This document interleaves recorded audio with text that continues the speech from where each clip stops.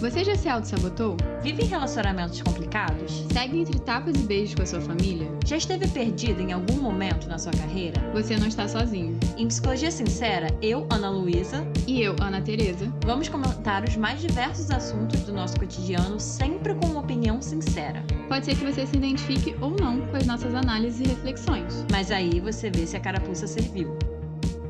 E aí, gente, bem-vindos a mais um episódio do Psicologia Sincera. E hoje a gente trouxe pra vocês um tema um tanto quanto polêmico, mas que eu e a Ana Tereza achamos que vocês vão amar esse tema e esse episódio, que é: brigar pode nos fazer mais felizes?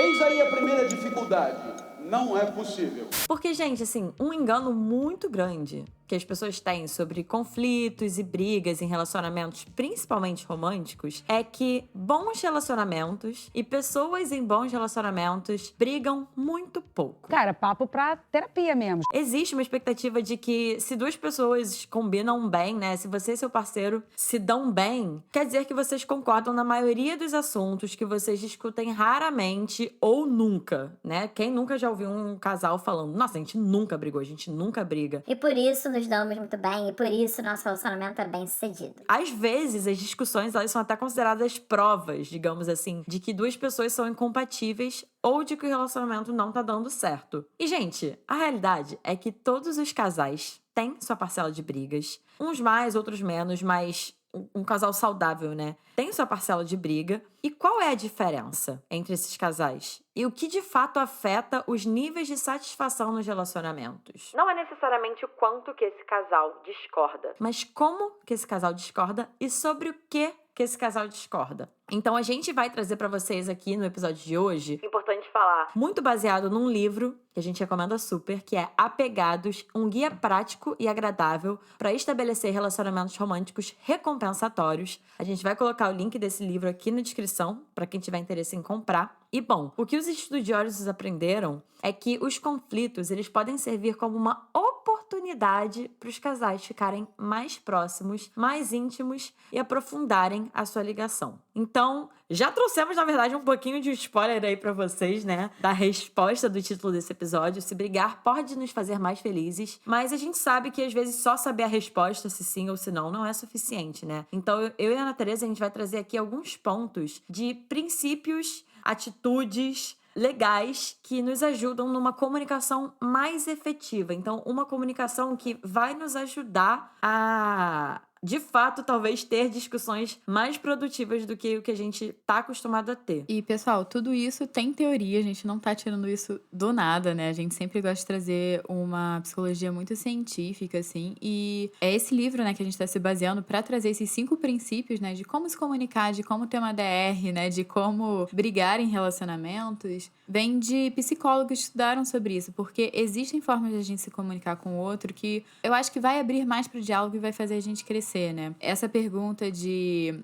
briga pode nos fazer mais felizes ou pode fazer a gente se desenvolver é muito verdade, porque se a gente tem uma comunicação efetiva que realmente vai ajudar a gente a se desenvolver, as pessoas crescem como casal. Então, eu quero trazer para vocês aqui o primeiro princípio, que é manter o coração aberto, né? Que quando a gente vai usar a comunicação efetiva, tem um pré-requisito que a gente vai ter que ser genuíno emocionalmente. A gente vai ter que ser honesto com o que a gente sente. E isso requer também uma certa coragem, porque a gente tem que estar ali disposto a mostrar os nossos reais sentimentos sobre alguma coisa. Muitas vezes a gente ficou triste com algo que a nossa parceira ou nosso parceiro falou pra gente, e a gente tem que assumir, sabe? Por mais que uma vez na nossa cabeça seja bobo e tudo mais, a gente falar que a gente ficou triste, a gente falar que a gente ficou com ciúme, sabe? Ciúme não tem que ser um tabu. Eu acho que tudo isso tem que ser posto na mesa, mas a gente tem que ir com o coração aberto e ser emocionalmente corajoso. Até uma coisa que eu tô pensando aqui, eu acho que pros ouvintes que não ouviram todos os nossos episódios ou alguns episódios específicos, acho que um pré-requisito até antes desse é ouvir nossos episódios às vezes sobre emoções ou sobre relacionamentos, porque eu e a Ana Tereza, a gente fala muito sobre aceitar nossas emoções, entender que elas existem, que não são só as emoções agradáveis, né? Tipo felicidade, orgulho, prazer,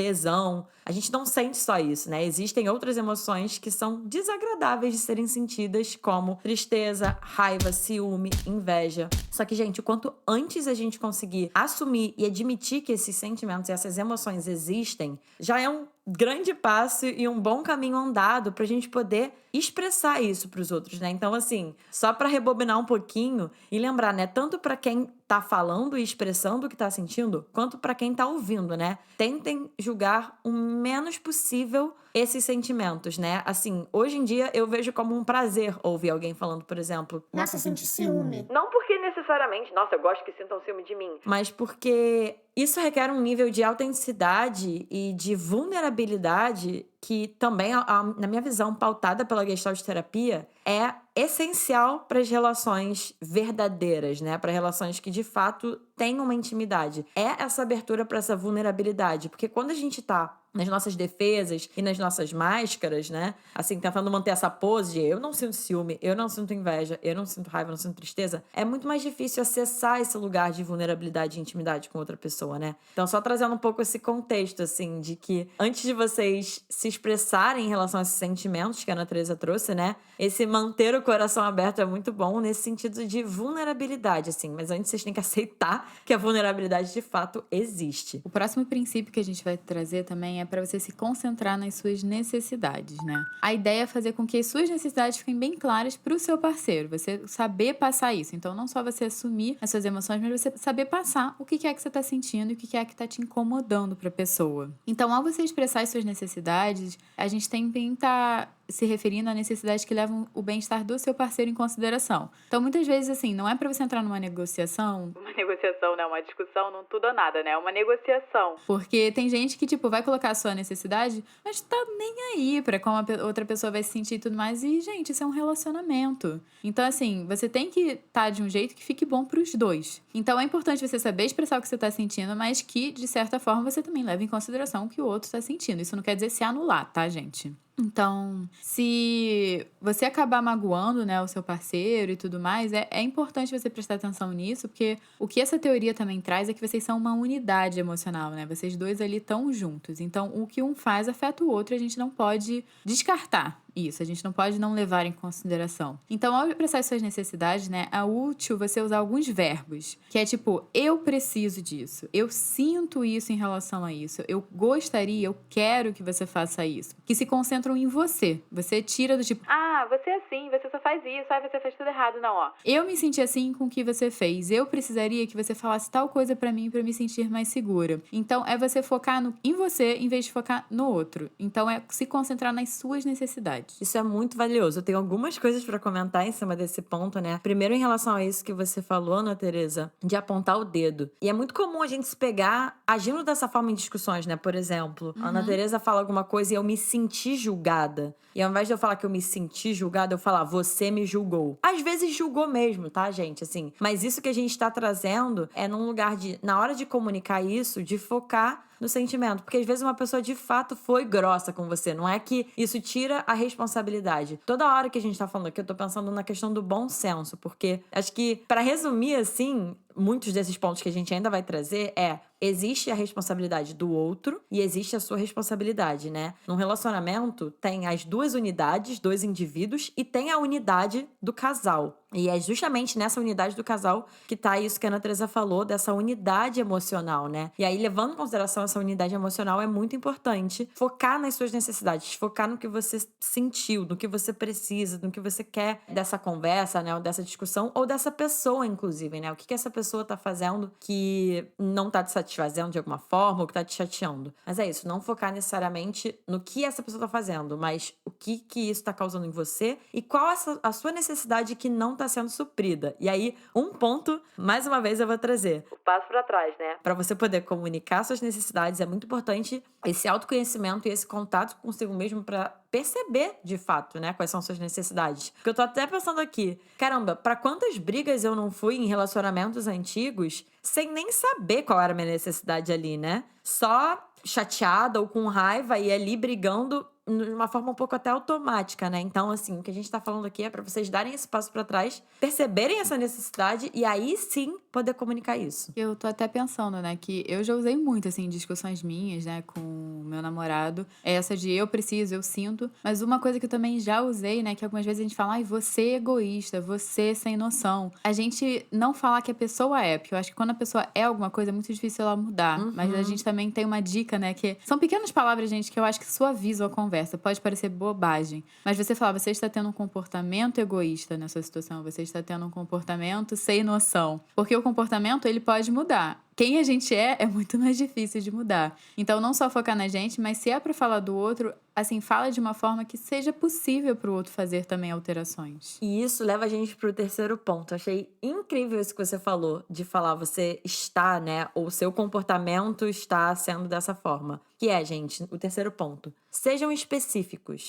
Então, não falem em termos gerais, porque se vocês falarem em termos gerais, ou até dessa forma mais taxativa, você é egoísta e ponto. Às vezes seu parceiro ou sua parceira não vão entender exatamente o que você quer, exatamente o que você tá querendo dizer, exatamente o que você fez, né, que causou, enfim, uma chateação ou que não foi legal, né? Isso provavelmente vai diminuir as chances de que seu parceiro faça a coisa certa, ou a coisa que seria talvez mais adequada, ou que não te causaria esse sentimento negativo, né? Então, assim, ser específico em relação ao que tá te incomodando é muito importante. E é exatamente nesse ponto que a Ana Teresa falou. Mais uma vez, às vezes a pessoa foi grossa, às vezes a pessoa teve um comportamento egoísta, mas poder separar a pessoa do comportamento dela, óbvio, gente, tem gente que tem inúmeros comportamentos egoístas, e aí a gente tá entrando aqui em outro papo, né, assim, usando esse bom senso. Mas quando a gente pensa em um comportamento ou outro, é muito mais efetivo focar nisso e falar desse comportamento e o que você achou e como que esse comportamento te fez sentir, do que a pessoa, né? Não, então, porque fulano foi egoísta, ele é egoísta e não teve um comportamento egoísta. Esse de ser específico, né, é muito interessante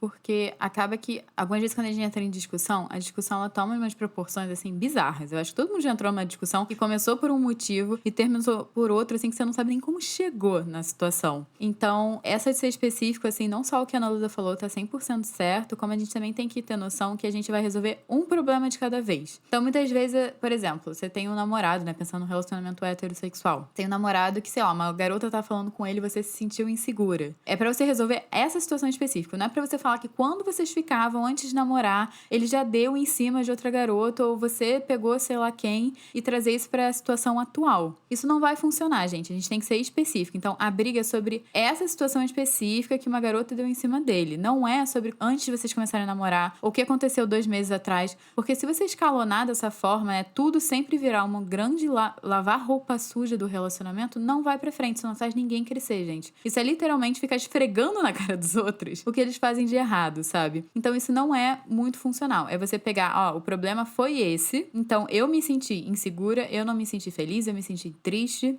E o que você poderia ter feito, nesse caso, pra me ajudar. Mas não é pra virar um grande lava-roupa suja, porque isso não ajuda ninguém. Isso só deixa as pessoas na defensiva. E até você também vai ficar na defensiva, sabe? Muitas vezes até você tem razão pra ter discussão, mas você perde a razão. E na verdade, na minha visão, esse é o tipo de discussão que desgasta, né? Não é qualquer discussão, não são discussões no geral que desgastam, né? Mas esse tipo de discussão que não tem essa especificidade, ou que vai carregando muita coisa. E até um ponto, gente, que não tá aqui, mas que a Ana Teresa levantou, eu acho importante, de vocês falarem. A gente tá falando exatamente sobre comunicar, porque discussões que são basicamente um compilado de inúmeras coisas que foram incomodando ao longo das semanas ou dos meses, nossa, dos anos, pior ainda, tem muito mais chance de não darem certo do que se as coisas forem faladas na hora, né? Assim, vai virando, como a Ana Teresa falou, essa bola de neve e fica muito mais difícil de resolver depois, porque fica menos claro. Chega uma hora que um ou outro não sabe mais direito nem o que tá sentindo e o que de fato aconteceu, né? As coisas vão se mesclando. Então, um ponto que não tava aqui, mas é um pontinho a mais, um parêntese, é falem, não deixem as coisas acumularem. E a gente então vai pro quarto princípio, que é não ponha desculpas.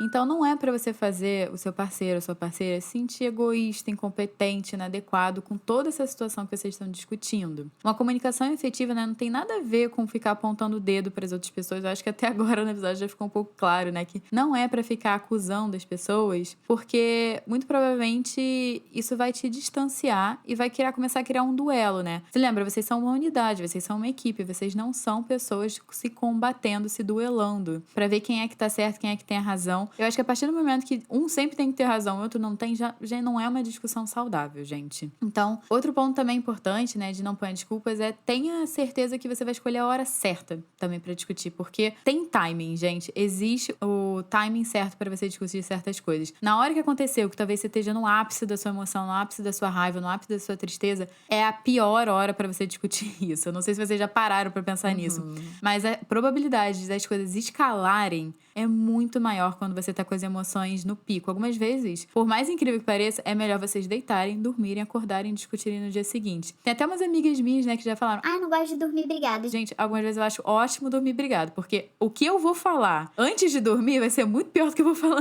vai ser muito melhor, no caso, né, do que eu vou falar no dia seguinte. Com certeza. Eu já ouvi muito isso, tá? E, gente, eu acho que isso vai muito de cada um. Não acho que tem certo e errado, assim, mas eu já ouvi muito essa frase de que casal não pode dormir brigado. Ai, não. Mas assim, eu acho que realmente vai depender, porque por um tempo isso até fazia sentido pra mim, assim, eu pensava, não, faz sentido e tal. Mas hoje em dia, levando em consideração esse ponto, eu acho que é muito, talvez, utópico e realista, né, da gente imaginar de que necessariamente no mesmo dia ou ali naquela hora, um ou outro, ou os dois vão conseguir acalmar os ânimos. Porque é isso, gente, assim, isso que é importante a gente pontuar. Não é um discurso de positividade tóxica ou de paz e amor que necessariamente todas as discussões de vocês com os parceiros ou parceiras de vocês vão ser uma discussão entre Gandhi e Buda, né? Só a gente paz e amor, não vai ter raiva, não vai ter nada, ninguém vai levantar o tom. Eu tô calmo! Óbvio que esses são alguns aspectos que podem acabar aumentando a chance de alguém sair machucado, né? Levantar a voz, ficar mais estressado. Mas somos seres humanos e sentimos as coisas. O que a gente tá falando pra vocês é que esses sentimentos são válidos, eles provavelmente vão aparecer, mas quais estratégias vocês podem usar pra vocês não serem tomados pelas emoções de vocês nesse momento, né? Porque quando envolve outra pessoa, a chance de machucar é maior. Então, tá tudo bem, dar um passo pra trás, respirar e esperar outro momento pra conversar, né? E aí também, se um dos dois dá esse passo pra trás, é importante que o outro respeite também isso, né? Respeite esse timing. E talvez deixa claro mesmo, né? Olha, se a gente tiver essa discussão agora, eu vou acabar falando coisa que eu não quero falar. Eu vou acabar te machucando sem querer e eu não quero te machucar. E volta pra um ponto que, às vezes, é muito difícil a gente conseguir pensar isso em discussões, né? Mas me vem assim, qual o objetivo dessa conversa? Qual o objetivo dessa discussão? Porque, às vezes, as suas atitudes não estão condizendo com o objetivo, né? Às vezes, suas atitudes estão sendo como se o objetivo fosse machucar a pessoa ou como se o objetivo fosse estar certo, né? E se o objetivo é resolver, é aí que é importante se olhar e ver se as suas atitudes estão condizendo com isso. Eu acho que existe um mito, assim, que as coisas têm que se resolver tudo na mesma hora e não precisa. E eu acho que tem coisas que são realmente complexas em relacionamentos que elas não vão ser resolvidas numa noite, em uma horinha de conversa. Talvez vocês precisam discutir sobre isso, talvez a pessoa precise de alguns dias pra fazer alguma coisa, alguém precise de um tempo pra processar o que tá acontecendo. Porque em discussões, algumas vezes muito feias, gente, começa a ativar vários gatilhos nossos. Gatilho de família, gatilho de infância, que muitas vezes a pessoa tá adentrando. Então, assim, é legal você tirar um tempo pra processar, pra você entender. Essa briga é sobre o que aconteceu ou é sobre todo um contexto maior da minha briga? Porque muitas vezes você tá brigando por insegurança, mas algumas vezes a sua insegurança vem lá de trás, não é o seu relacionamento, sabe? Mas assim, na hora, né, que bate o fogo, que bate a emoção, a gente talvez não consiga ver isso com tanta clareza e a gente acaba despejando tudo em cima da pessoa. Haja autoconhecimento e autoconsciência, né, Ana Tereza? Total. E o quinto ponto é, já falamos aqui outras vezes no podcast, gente, sejam assertivos.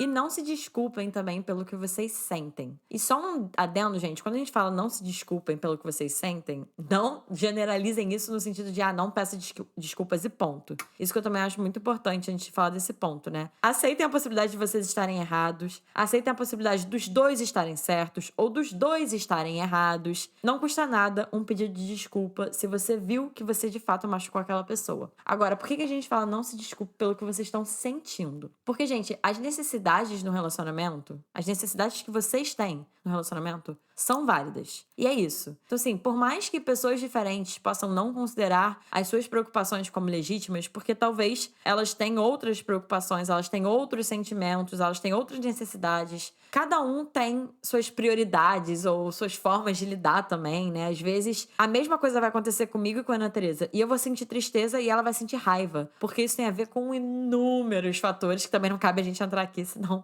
o episódio vai mudar de tema, né? Mas assim, embora pessoas diferentes possam não considerar as suas preocupações como legítimas, elas são essenciais para sua felicidade, para o seu bem-estar. E como a gente já falou aqui, né, você expressar as suas preocupações e suas necessidades de uma forma autêntica é crucial, assim, essencial para uma comunicação efetiva, porque a nossa cultura, ela encoraja muito a gente a acreditar que as nossas necessidades são ilegítimas. Principalmente as emocionais, né, gente? Mas, assim, independente delas serem ou não legítimas para as outras pessoas, para a sociedade, para o mundo, Pros nossos pais, pros nossos amigos, pros nossos namorados. para quem for, não importa. Se elas são nossas necessidades, elas são importantes para nossa felicidade, isso é importante. Mais uma vez, levando em consideração o bom senso, gente. A gente tá falando dentro de um contexto de um relacionamento saudável, não um relacionamento, enfim, abusivo, em que às vezes a necessidade e a felicidade de uma pessoa precisa que a outra se anule. Não estamos falando sobre isso, estamos falando sobre algo minimamente ali equilibrado e saudável. Eu acho que algumas vezes em alguns relacionamentos é tipo, ai, você tá chateada com isso, ai, mas você tá com ciúme disso, ai, sabe, nada a ver. Tá falando sério?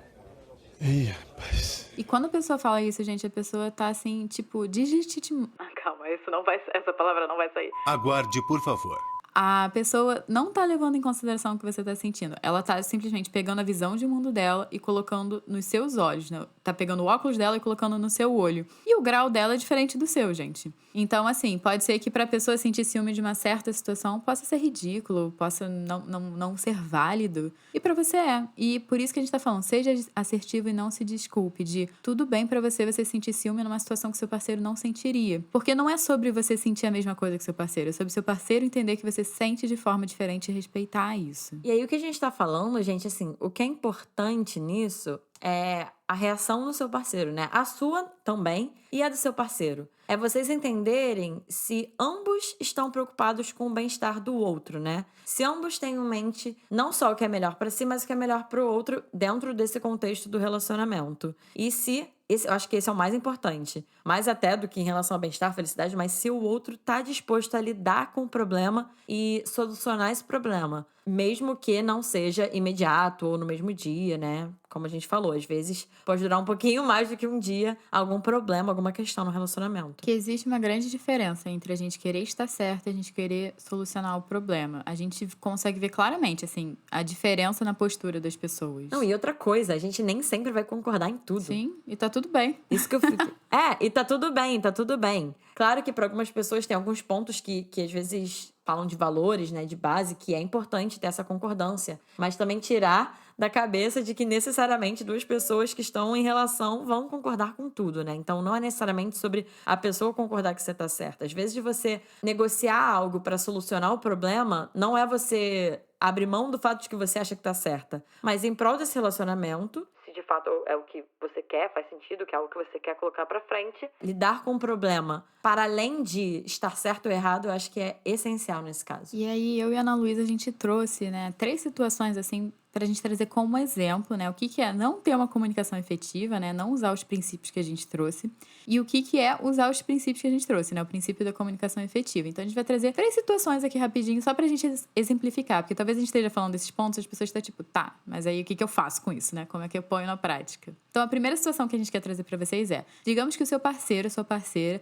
tá muito ocupado com o trabalho e você mal tá conseguindo ver ele ou ela. E aí, uma pessoa que não tem uma comunicação tão efetiva, não ouviu esse episódio, o que ela pode acabar fazendo, né? Ficar ligando o tempo inteiro pra pessoa, a cada hora, pra ter certeza que a pessoa tá pensando em você, mandando mensagem, do tipo, olha, alô, eu existo aqui, com licença. Ou mandar você não me ama mais e tal. Assim, sem ser charme, né, gente? Porque sempre existe aquele charminho de algumas pessoas, ai, nossa, você não me ama. Eu tenho uma amiga que fala que a minha linguagem do amor, quando alguém fala que me ama, é falar de volta. Ama nada. Gente, isso é charme. Isso é charme. Não é nesse sentido, mas assim, realmente, às vezes, causar uma briga de, olha, você não gosta mais de mim. Sim, falando sério, gente, isso é uma comunicação não efetiva Ana Teresa, fala pra gente o que seria efetivo nessa situação. O que seria efetivo é você dizer pra essa pessoa, né, que você tem saudade dela. E tá sendo difícil pra você ajustar o novo horário de trabalho dela, mesmo sabendo que seja temporário, né, que é um momento que realmente está precisando de mais carga de trabalho, mas que isso vai passar. Então, gente, dizer saudade, falar que está com saudade, aí ó, você reconhecendo a sua necessidade emocional e você falando dela assertivamente. E você fala, olha, tentando resolver o problema, olha, eu sei que é temporário e tudo mais, mas eu tô com saudade. Exatamente. E aí, gente, enquanto a gente vai falando aqui as situações, tentem ou lembrar de alguma situação que vocês já passaram parecida e junto disso também tentar captar o sentimento por trás dessa situação, né? Então, o que essa pessoa pode ter sentido. E aí, as duas formas que a gente tá trazendo aqui, né? Uma não efetiva e uma efetiva de comunicar esse sentimento. Porque por trás de qualquer um desses comportamentos tem um sentimento. E aí, a segunda situação é, por exemplo, você tá contando, né, sobre alguma questão sua, alguma preocupação, e seu parceiro ou sua parceira não tá escutando quando você fala, ou parece que não tá escutando, né? O que faz você se sentir desimportante ou incompreendido. O que seria uma comunicação não efetiva nesse caso? Talvez levantar no meio da conversa e ir para outro cômodo com a esperança de que seu parceiro ou sua parceira, né, te siga e peça desculpas. Quem nunca, né, gente? Como eu tava falando, é um sentimento e a gente se comporta de uma forma a partir de um sentimento. Mas desse comportamento que eu falei, vocês acham que fica claro o sentimento? Fica claro a necessidade dessa pessoa? Fica claro o que tá chateando? Pra quem tá sentindo, às vezes sim. Mas muito provavelmente pra quem tá do outro lado, não. Então o que seria uma comunicação efetiva nesse caso? Deixar claro que não é o bastante necessariamente que a pessoa esteja ali ouvindo sem responder, ou sem estar te olhando, ou sem prestar atenção. Às vezes a pessoa tá te ouvindo, mas tá no celular. E pra você pode não ser suficiente. Às vezes naquele momento é importante que a pessoa esteja de fato te olhando, né? Demonstrando de uma forma talvez mais clara que ela tá te ouvindo. Então enfatizar que você valoriza a opinião dessa pessoa, mais do que de qualquer outra pessoa, talvez, né? E que é importante pra você saber o que ela pensa. Isso talvez seja uma forma mais efetiva de você comunicar o que você está sentindo do que a outra, né? De às vezes só levantar, sair sem falar nada. E a última situação que a gente trouxe aqui é quando, por exemplo, uma parceira, um parceiro fala sobre o ex-namorado ou ex-namorada. E isso acaba te fazendo se sentir mais insegura. Então, uma comunicação não efetiva, tem gente que acaba ficando reativa, né? Fala que a pessoa é patética, que fica falando da ex, lembrando do ex. Ou você mesmo, né? Ah, já que você tá se sentindo inseguro, deixa eu criar insegurança na outra pessoa. Eu vou começar a falar também dos caras que eu já peguei, das mulheres que eu já peguei, com quem eu saí e tudo mais, pra também passar esse sentimento ruim pra pessoa. O que não é muito efetivo, gente. Acaba que você não tá passando o que você quer pra pessoa, que é conversar sobre isso me deixa desconfortável. Então, numa comunicação efetiva, né? Numa comunicação que eu acho que vai ajudar o casal mais crescer e ficar mais próximo, é dizer que conversar sobre um ex-namorado ou uma ex-namorada faz com que você se sinta insegura, inadequada, incerta sobre o relacionamento, incerta qual é a posição que você ocupa na vida da pessoa e que você precisa se sentir seguro ou segura pra você estar feliz num relacionamento. Porque acaba que algumas vezes a gente pode se sentir inseguro no relacionamento. Isso pode ser ajustado, gente, porque realmente é muito difícil a gente seguir sem uma base segura. E, gente, eu sei que eu tô sendo repetitiva, mas é porque isso é muito importante. Mais uma vez, vocês percebem que nas três situações tinha um sentimento em relação à situação, em relação ao parceiro ou à parceira, e o comportamento em relação a esse sentimento é completamente diferente numa comunicação não efetiva e numa comunicação efetiva. Então, o objetivo de trazer isso pra vocês, essas situações, é justamente ficar mais concreto, ficar mais palpável. E outra coisa importante de falar. Gente, muito provavelmente, a maioria de nós, se não todos, já teve alguma dessas atitudes ou outras que não foram efetivas. E provavelmente a gente vai ter uma vez ou outra também. Isso faz parte, gente. Mais uma vez, somos seres humanos, temos emoções, somos seres reativos. Mas o que a gente tá trazendo aqui é pra vocês talvez ficarem um pouquinho mais atentos a isso, pra talvez pelo menos diminuírem um pouquinho dessas reatividades, né? Pra compensar um pouco mais. Porque a gente vai acabar fazendo e a gente já fez. Não é pra se sentir a pior pessoa do mundo, mas é para vocês terem mais estratégias aí no bolsinho de vocês, para vocês usarem mais cartas na manga de vocês quando vocês se depararem com essas situações. E agora, gente, para finalizar o episódio, a gente queria deixar um exercício assim para vocês. A gente vai até apelidar de como montar uma pauta para uma DR, né?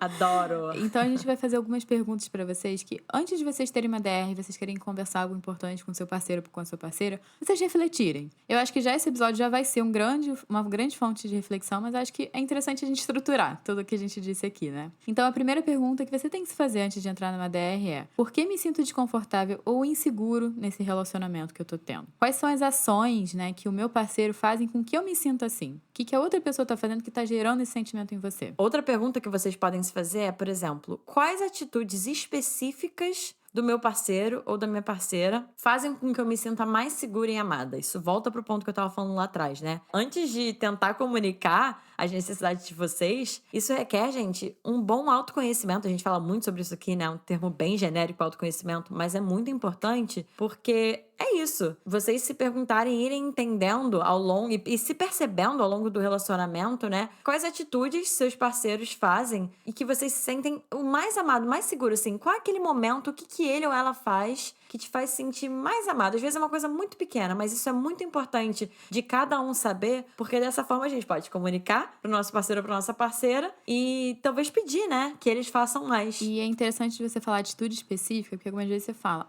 quero que meu namorado seja mais carinhoso comigo. Gente, o seu namorado não sabe o que é carinho pra você. Então você vai ter que falar: olha, eu gostaria que você passasse mais tempo comigo, que você me abraçasse mais, talvez que você me beijasse mais, que você me mandasse mais mensagens. Então, atitudes específicas, gente. Pode parecer que pra você, é óbvio isso. Gente, não assumam nada óbvio que é óbvio pras pessoas. Eu acho que isso é um lema que a gente pode adotar pras nossas vidas, né? Não assumam que as pessoas sabem o que vocês sentem, o que vocês pensam. Até porque nesse caso, por exemplo, carinho. Carinho pra mim pode ser uma coisa, pra você pode ser outra. Pra mim pode ser toque físico e pra Ana Tereza pode ser uma mensagem de bom dia. Então, realmente, gente, tentem ser o mais específicos possíveis e irem percebendo, ativem aí esse alerta, assim, em vocês, né, de atenção, pra vocês irem percebendo o que seus parceiros fazem que te fazem se sentir, assim, mais amado. E junto disso, com qual das atitudes que a gente acabou de falar que você se sente mais confortável pra abordar e discutir? Tem isso também, né? Então, às vezes, de cara, você não vai conseguir se colocar super vulnerável e falar que aquela coisa que você pode se julgar como boba, e que, resposta, não é boba, mas que você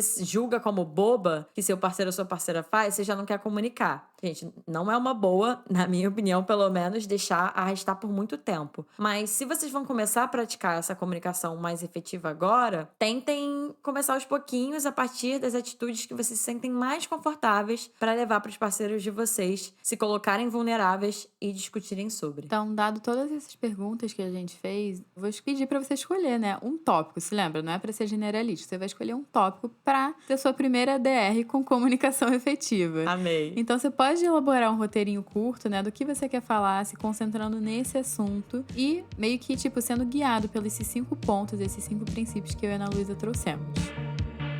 E, gente, esse é o episódio de hoje. Eu adorei fazer esse episódio, aprendi muito também. E se vocês gostaram desse episódio, vocês podem ir lá no nosso Instagram, que é @podcastpsicologiasincera, comentar, marcar a gente. A gente ama quando vocês marcam, a gente tá sempre compartilhando, então marque a gente lá. Vocês também podem classificar o episódio podcast com 5 estrelinhas, gente, a gente merece. E como eu falei, compartilhem esse episódio nas redes sociais. E, gente, independente de onde vocês estiverem ouvindo a gente, segue a gente, ativa o sininho pra vocês receberem notificação sempre que sair episódio novo. Pra quem tá chegando aqui, a gente lança episódios quinzenalmente, mas pra não esquecer, né? É sempre bom ativar esse sininho aí. E se vocês quiserem acompanhar o que eu e a Ana Tereza estamos fazendo nas nossas vidas profissionais, vocês podem me seguir no @psicóloga Ana Luísa Braz e Ana Tereza No @Ana Tereza Cavalcante. Todas essas informações vão estar aqui na descrição do episódio, se vocês clicarem no episódio e ver a descrição. Como também o contato do nosso maravilhoso editor, que é o Rodrigo Moreno. Também todos os contatos deles vão estar aqui no final do episódio. E um beijo, gente. Até a próxima e fiquem ligados. Pô, você tem que falar e é isso. Um beijo e até a próxima. Peraí. Esse é o meu bordão. E é isso, gente. Um beijo e até a próxima.